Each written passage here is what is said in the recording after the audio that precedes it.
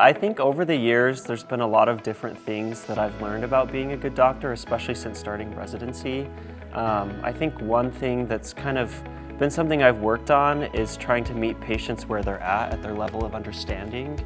I think, especially at some of the hospitals we rotate at, patients' healthcare literacy is pretty variable, and so I think one of the things I've recognized is patients don't often know why they're admitted to the hospital or what's really going on. And so I think something I've tried to do is to spend a few extra minutes each day if I can and help educate patients. Sometimes patients want to know every detail about what's going on, and some patients don't really understand, and so it needs to be simplified a little bit.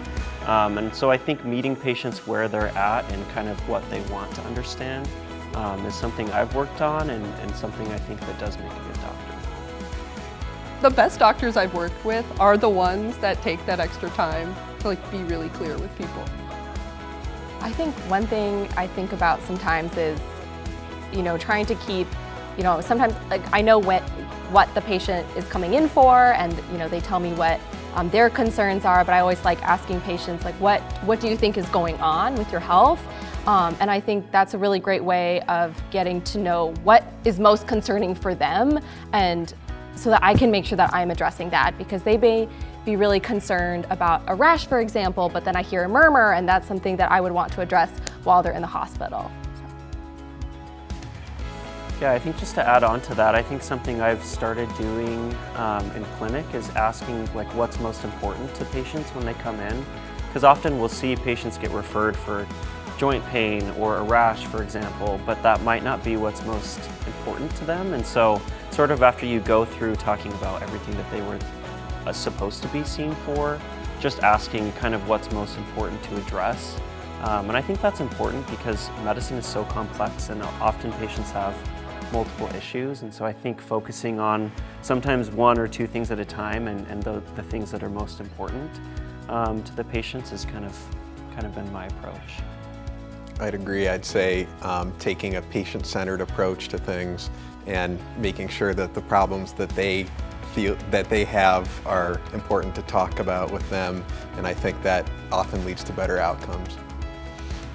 Right, at the end of the day, that's why we're doctors, right? It's to take care of them. So what do they want addressed? What are their expectations, and how can we meet that?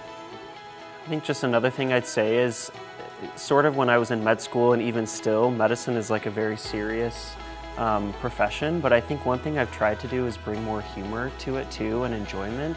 And I think that helps not only me and coworkers, but I think helping a patient find something to enjoy about their day, or making a patient laugh or laughing with them, I think can be very healing, and I think brings a lot of fulfillment to my day too.